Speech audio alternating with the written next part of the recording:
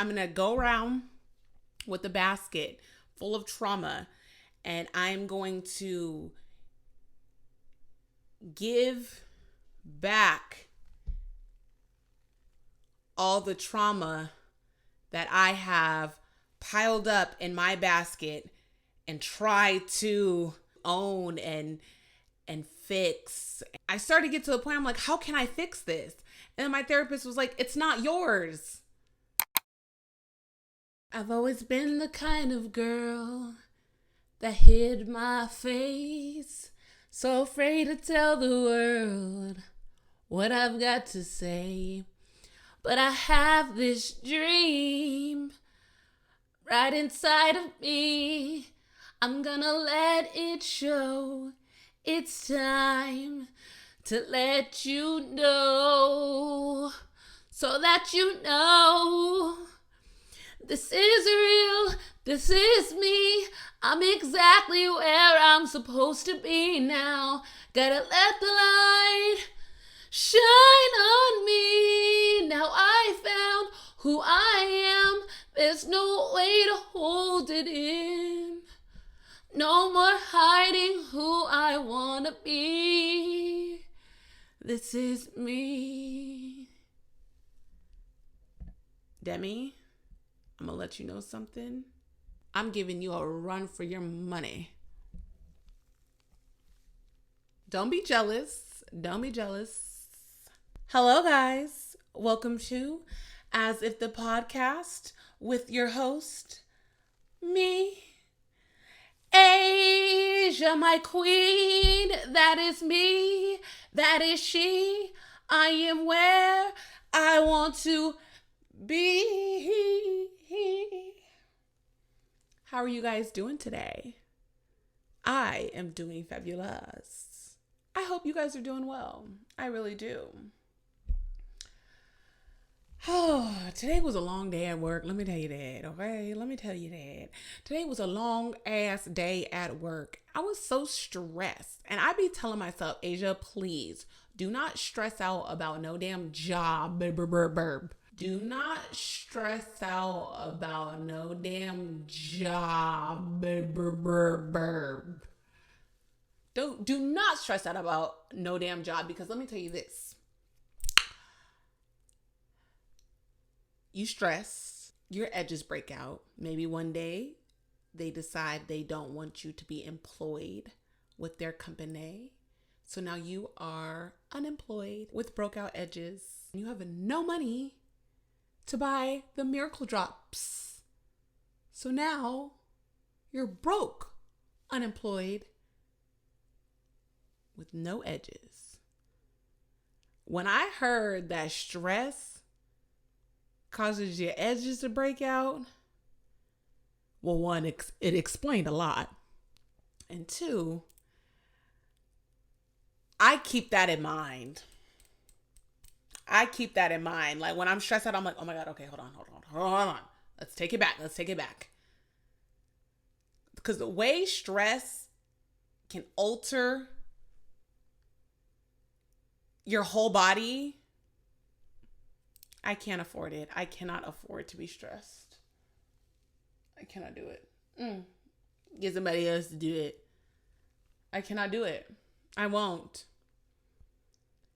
And when I think about times that I stressed out so much that I got sick over my last job, the job that I was at for 8 years, I get so fucking pissed.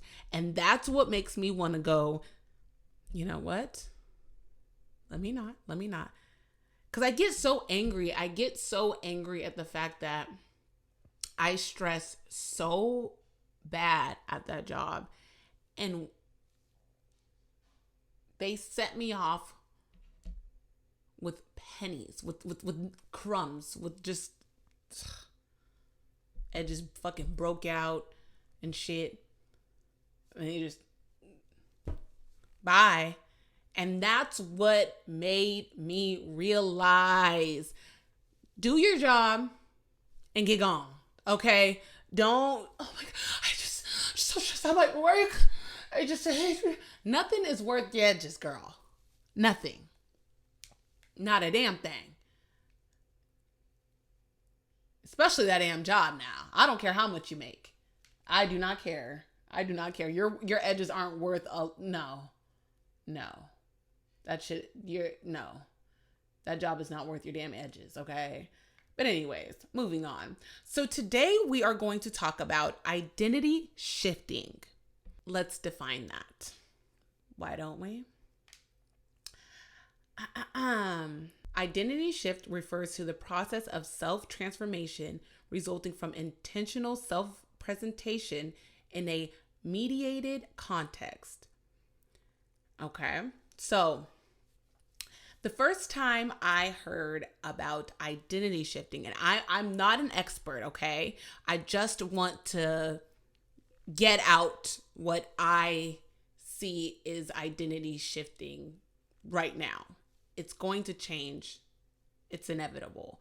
But as of right now, so the first time I had heard about identity shifting was from a girl on TikTok. I learn a lot on TikTok. Yes, more than I've ever learned in school. Okay, no, it's actually pretty sad. That's actually really sad. Aw. Anyways, this girl had said that it's such a funny example. This is out of her mouth, okay? So don't shoot the messenger. I am just the messenger, okay? But she had said that she was raised to be ghetto. And she had always known that this is not the way that she herself was supposed to be.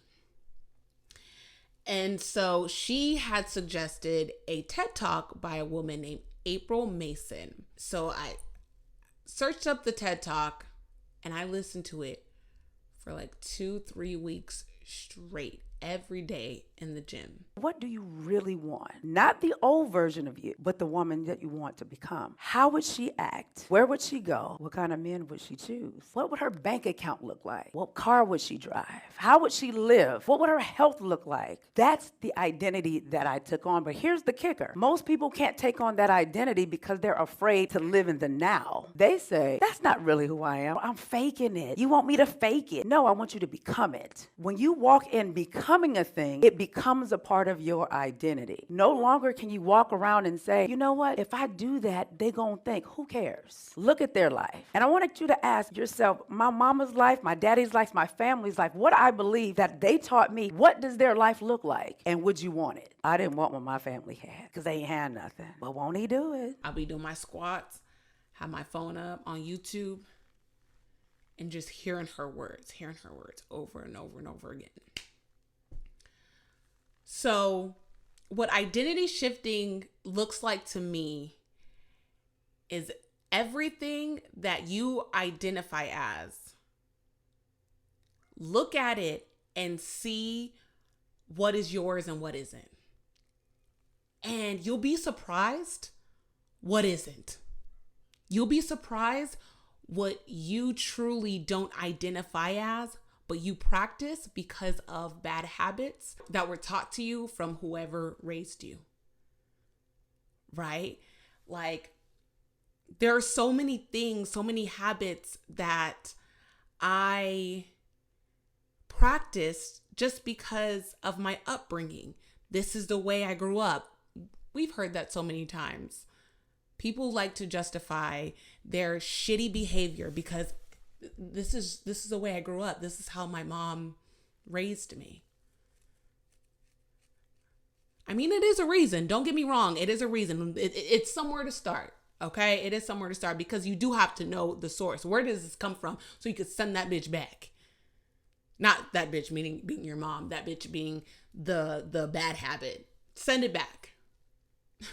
Send it back. It's not yours. And so you look at a bunch of things that you identify as, and you're kind of like, this isn't mine. This isn't mine. Oh, this is mine. I like that. But this isn't mine. Because there's so many things that we own that isn't ours. I say own because we'll let it affect us. We'll let it control our lives.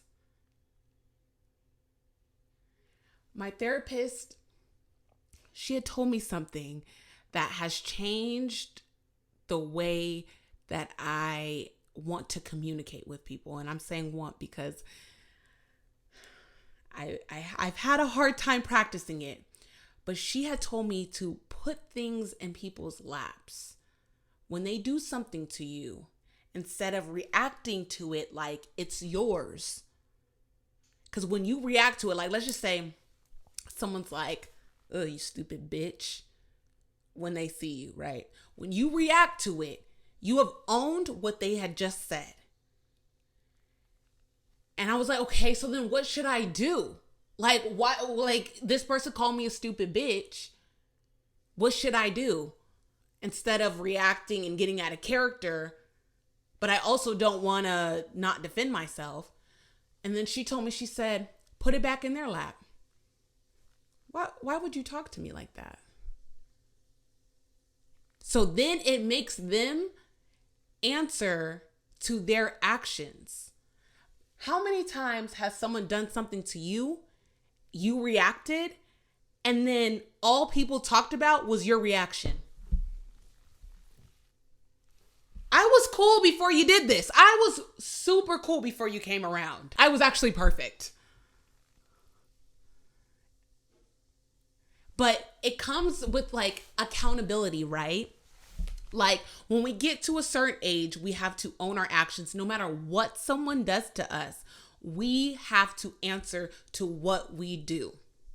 Unfortunately, we get to a certain age and no matter what happens, no matter what someone does to us, we have to control the way we react. There's so many things that happen in life that we cannot control. There's so many things that happen in life and we have to get ourselves together.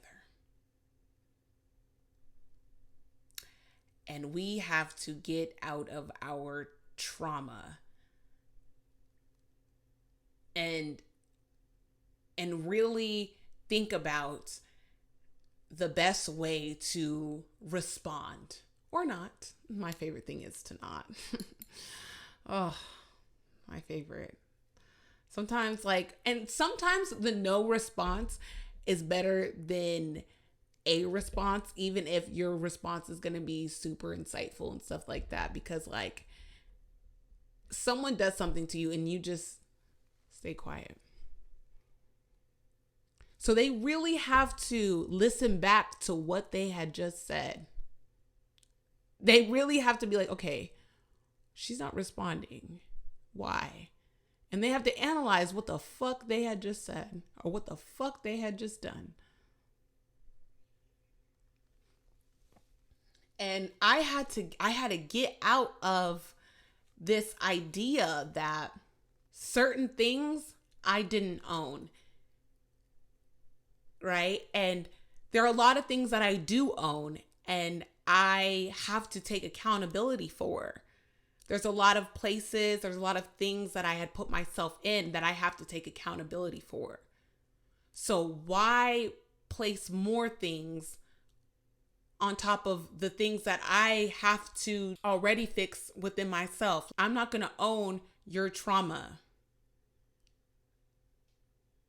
Right? Like your trauma, you're going to have to sit with that one. So I'm going to go around with a basket full of trauma and I'm going to give back all the trauma that I have piled up in my basket and try to own and fix. I started to get to the point I'm like, how can I fix this? And then my therapist was like, it's not yours. So assign the trauma to its owner. Give them people back their trauma. So once you strip yourself of everybody else's trauma, you give them back their shit, you realize how much control you have over your life.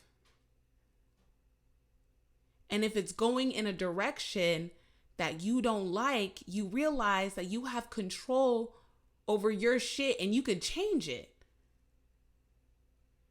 Because let me tell you guys this, I did not think that I could change my life.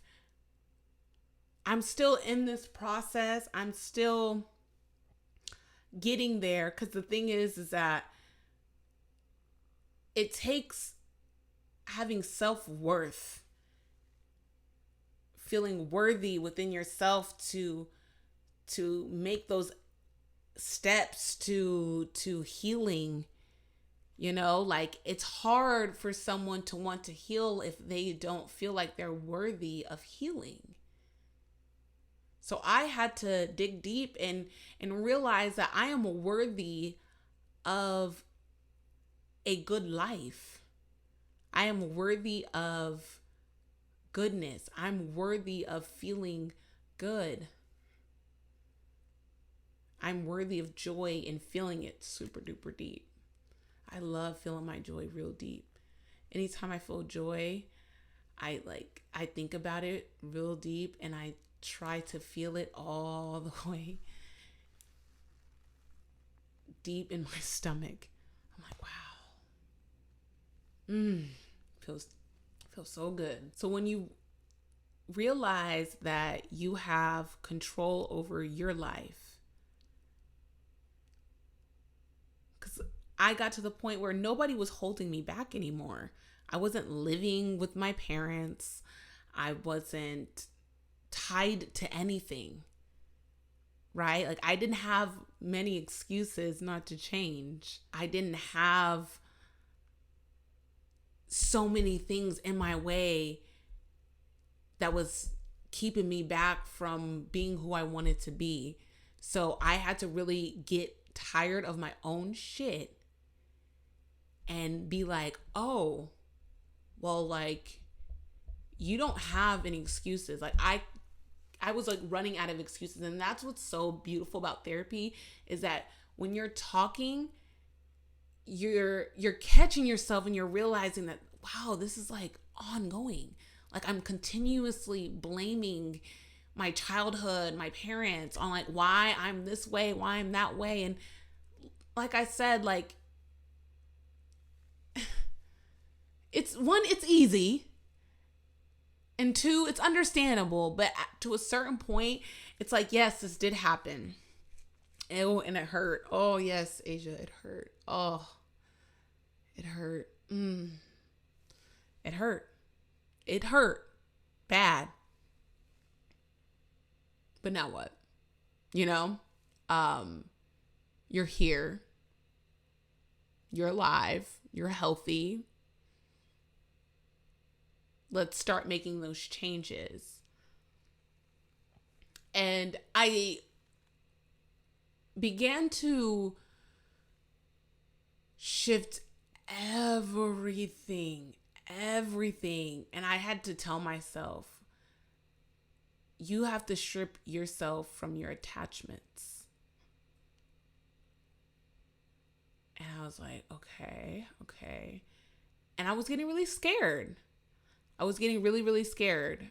If you guys listen to episode, I think it's the one, it's titled, Meet My Friend Anxiety. I talked about how I would feel lonely. So I would attach myself to something, and it could be anything. Sometimes it was my water bottle. Like, I'm serious. It could have been anything. I would attach myself to something so I wouldn't feel so alone. And it happened throughout my entire life, where I would attach myself to something small, to fill me up, to make me not feel alone. And I had to pray about it. Like, I have these rings on, right? I've had these rings since I was 14 years old. One of them my brother gave me, another one my dad gave me. And from the age of 14 to 27, I'm 27 now, I wore these rings every single day, didn't take them off to go to the shower, didn't take them off to wash the dishes, did nothing. I never take these rings off, right? So one day I had to do something real fast and I just took my rings off. And then days passed and I was like, looking at my hands, I was like, oh, where are my rings at? Oh, they were on the counter. Okay, cool. One of them was gone. One of my rings were gone. I was like, oh my God. And even though I was hurt at the fact that one of my rings went missing, I still haven't found it. This was a few months ago. I was so happy. I was so happy because I didn't need something. I didn't need them anymore. I realized that I didn't need them anymore. I didn't need them to be my comfort blanket anymore. Like, my rings were my comfort blankets. I had a lot of comfort blankets. So imagine needing so many things to just exist. And I prayed about ridding myself of anything that could be taken away from me. I want to be whole without things. I don't want to need anything to feel whole. I didn't want to have so many attachments to so many things outside of myself to feel whole. I just knew that I couldn't authentically, freely be myself if I had so many things that were making me me. So, like I said, like, I was hurt. It's still to this day, I'm like, where the fuck is this ring? Because it's somewhere in my house, but like, I'm just happy. Like, I haven't worn it in months now because it's gone. I have some of them. I literally just put these on today because I have silver jewelry on, and that's literally the only reason I haven't worn these rings in maybe 2 weeks. So it's crazy. Like I said, I've been wearing these rings every day for 13 years. 13 years. And with acknowledgement of wanting to be whole just by myself, with just knowing that this is what I wanted and putting it out there that this is who I wanted to be, that set me free. It set me fucking free. Like, I literally hosted a fucking podcast episode without my braids. What?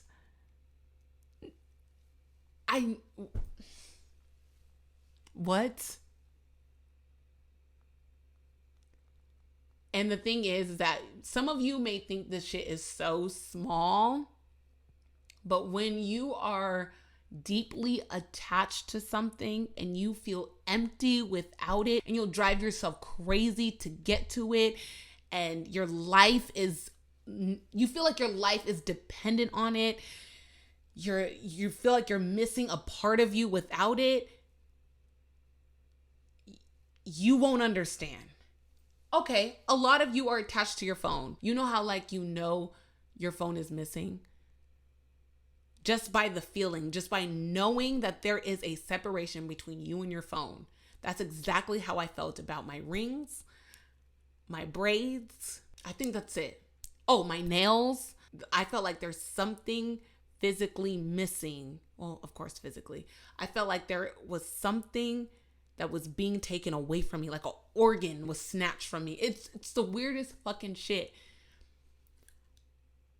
But to know that I'm free from it, oh my God, thank you, God is good. You guys don't get it. You guys don't understand. And I know you guys are like, okay, bitch, this is definitely first world problems. Because Americans, we got issues. We got issues. I know the whole world does, but man, oh man, we got problems. Like, the fact that this is a problem is definitely a blessing. Let me acknowledge that. But I do want to just get to the deepest part of myself. I want to just get to know her all the way. And it's going to take a lifetime. It's going to take my whole life to get to know myself because I'm changing all the time. You know, things around me change. So then I adjust and I switch and I do this. And every day I just want to get to know the deepest part of myself. And to do that, I want to rid myself of just anything that I feel like I need to survive. Like you see, I have my nails on right now. I've got my braids in, but I have them on because I like them. I don't have them on because I need them anymore, guys. I don't need it. I don't need it. And you guys know, like, there's sometimes that something comes up. There's like a term that starts getting really popular, like narcissist and things like that. Like everybody thinks they know what a narcissist is, right? So I remember going through something. This motherfucker played my life. There's a lot of people that used to play my life, but it's because I had low self-esteem and I would allow it. This person played my entire life, and when it all was said and done, I sat there and I was thinking to myself, you will never be a bitch somebody could play with like this ever again. So yes, you're dealing with this right now, but this never again. Because you know, when someone's playing your life and your spirit is telling you, A, they're playing your life, you're just like, no, spirit, you're bugging, you're doing too much. Like they care about me. Stop. Like they really care about me. Like you're going crazy. And then when it comes up that they were actually playing your life, there's a feeling that I have where one, I'm like, bitch, you knew this was going to happen. You knew this was going to happen because your spirit told you what was going on. And you decided to believe this motherfucker over your spirit. So one, you knew. Two, I will never be someone who doesn't listen to my spirit ever again. So when I heard the term identity shifting, I was like, bitch, I've been doing that. But I had always done it after someone had done me wrong, as if I could have been somebody that would have stopped a fucked up person from doing fucked up things. But then at the same time, I had to shift into someone that trusted myself. So let's talk about how you can do these shifting, right? Give yourself proof that you are who you say you are. For example, a lot of people say that they're good people because it sounds good. It sounds good to say that I'm a good person. But what are you doing that's telling you that you're really a good person? Are you just doing one of these? Are you just talking? Because it sounds good. It sounds good to say, I'm a good person. I'm responsible. Like a resume. Just like a resume. You have this whole list of something and all the things that you are, but in this life, you're not showing up as that person. So you say that, okay, for instance, I want to be a full-time content creator. So I had to sit down and be like, what are you doing to be that? How are you telling the universe that this is what you want? Because who you are now is based off of what you've told the universe that you are. And a lot of these actions come from somewhere else. So let's push those habits and those actions where, you remember, we're passing out trauma. We're passing out trauma. Hey, this one's yours. You thought you could sneak that in my backpack? Yeah, right. That one's yours. You thought. Take that back. So we're passing out trauma. We're giving it back. So now I'm going to prove to the universe that this is what I want. So I'm fitting in time to record. I'm fitting in time to edit. I'm fitting in time to do my research on how to edit this way, how to get better at this, how to do this, how to do that. Can I do better? Yes. Can I make more time to be better? Yes. This is not the point. It's a point that I'm doing. And it's a point that you're going to start doing. We're going to start showing up. Remember, we don't have to be perfect. We just have to show up. Okay. All right. So I'm proving to the universe every day that this is what I want. And you're going to have to start small because you're just not used to it. So don't be too frustrated with yourself. It's easy to get frustrated. Don't be too frustrated with yourself. But every day prove to the universe that you want what you say that you want. You can't just say you want something and just like not do anything. You have to show up every day like this is what you want. It's almost like if a dude says he wants you, right? And he's not texting you back. He's no longer communicating with you. He's proving to you that he does not want you. No matter how much he says he wants you, his actions are saying otherwise. So that's exactly what it's like when you're saying that you want something to change in your life. Your actions have to show that you want that. So that's one thing. I wanted to start trusting myself, right? So what I did was, if I felt something, I did it. And I might not be right, but I am showing my body that I'm listening. And I had to start there. Like I said, like it might not be right. It might not have been the best thing to do, but it is something that I had to do to tell my body that I'm listening and I trust it.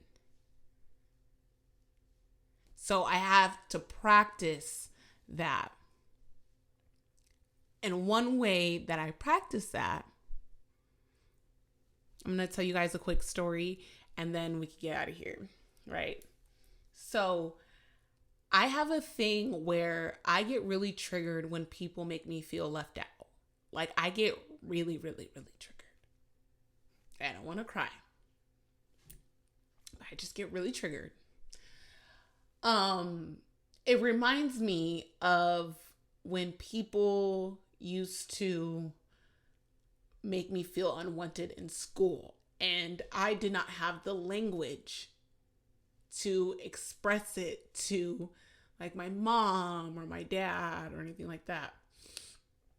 So I would just like, I remember my face. Like I remember like my face, the way I would feel and stuff like that.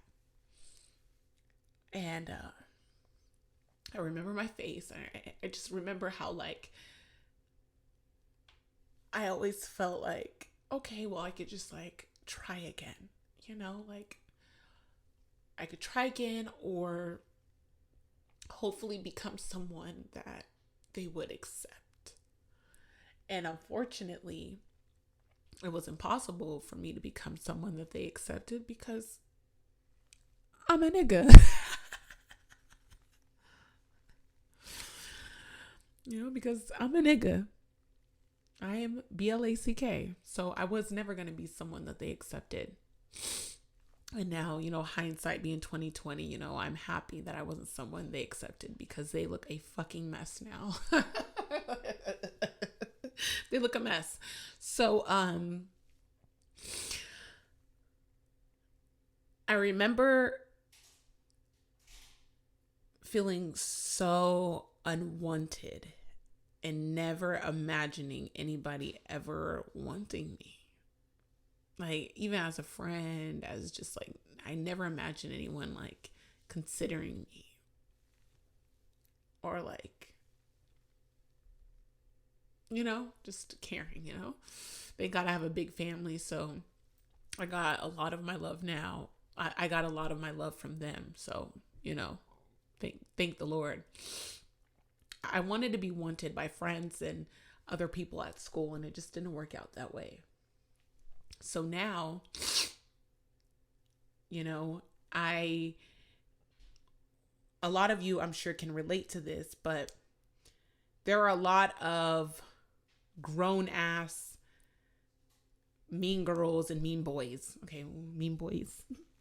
But I don't want it to be gender specific because there are a lot of mean people out there. And when I say mean, very cliquey, very, you can't sit with us. But the type of energy that I have gotten as of recent that I really don't appreciate, and it makes me want to beat the living shit out of them, because in a way I feel like I'm protecting the little girl who used to be ostracized. I want to beat the fuck out of these motherfuckers, because this is what they'll do. I actually had a friend. She ain't my friend no more. Okay, this bitch is not my friend. And I'm not saying this bitch like calling her a bitch. I'm just saying bitch and like, guys. I mean bitch like the woman. Wow. Oh my God. Anyways, she ain't my friend anymore because the way she would invite me places, and then when I would get there, she would make me feel left out. And that feeling made me want to fucking beat her ass. But I had noticed that the reason why people do that is because everywhere else in their life, they are losers. And I'm not trying to say this in a rude way. Calling someone a loser is rude, though. Calling someone a loser is rude, okay? But I'm not trying to say it in a rude way. I'm trying to say it in just like what the fuck it is. Like everywhere else, they feel like a loser. So what they do is they get all those feelings and try to pass it along to somebody else. Remember, guys? Trauma. Ha ha ha. She tried to give that to me. Because it's like, if you don't want somebody around, I get not wanting somebody around. But you inviting somebody in and you purposely wanting them to feel left out.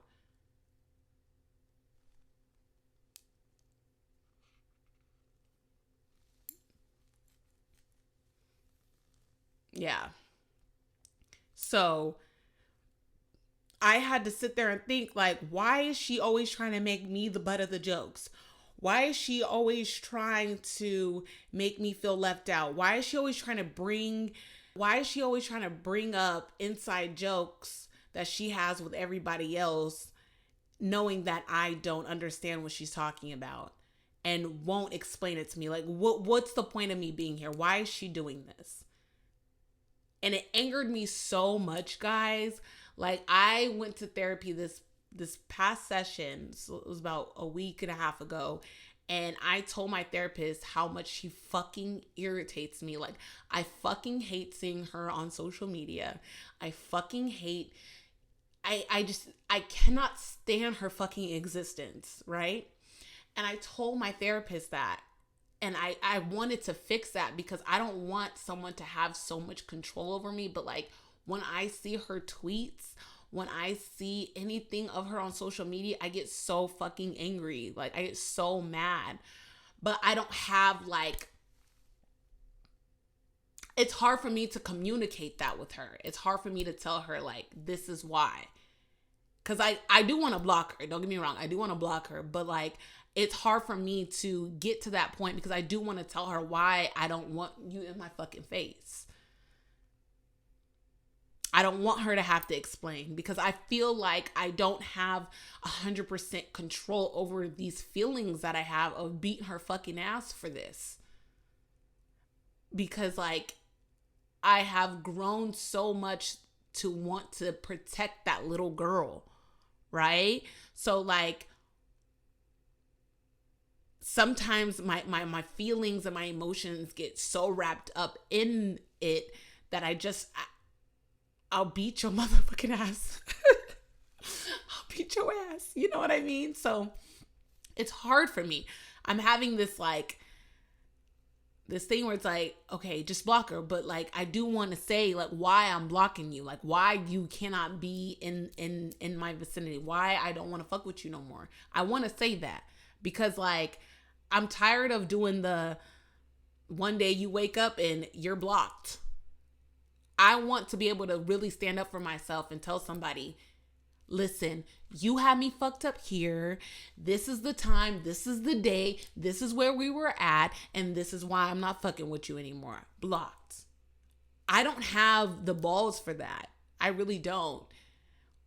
And I also don't have the emotional intelligence to not want to beat the living shit out of you. And I'm not even a violent person, but when it comes to this, it's triggering. It's really, really, really triggering. So back to, damn, how did I get here? Oh my God. So, every time she would invite me somewhere, my body would tell me not to go because it was going to be put into a position where I'm highly tested and I also may get out of character, and feelings that I'm not 100% healed from are going to come up. So I would keep showing up every time she would invite me, every time, whatever. It wasn't often, but it would happen. My body would tell me, nah, but I would show up. And every time I would show up, I would walk away and be like, fuck, I should have listened. I should have listened to myself. I should have listened to myself every single time. Like it has not failed in years. So I had to tell myself, like it was about a month or two ago, I had to tell myself, this time is done. You have to be done now. Because now you're putting yourself in this position, and now it's your fault why this shit is happening, because clearly this person isn't going to change. Clearly this person is going to be who this person is, and this person wants to treat you this way for whatever reason. But you have to stand up for yourself for real. And you have to also listen to your body and listen to yourself. And the thing is that like, you also can't keep being presented with something and be surprised every time it happens either. You know what I mean? It didn't take a rocket scientist to tell me that this shit was going to happen for the 15th time, 20th time. Like, you get what I'm saying? But like, I just wanted it to change. I didn't want it to be true. I didn't want to listen to myself. I also got to the point where I had no other choice, because I feel like I'm at the point where I deserve to be comfortable, especially when I'm going to places freely, right? Like, this is not like a meeting that I have to show up to because it's attached to my job that gets my nails and hair done. This is something that I'm willingly showing up to. So I had to take accountability. And every time I listen to Spirit and I do what Spirit tells me to. Nah, don't go to that. No, sit down. Sit that one out. Nah, no. Every time I keep building trust, and every time I listen to it, it never steers me in the wrong direction. It's when I listen to you motherfuckers is when I go wrong. Not you specifically, but you know what I'm talking about.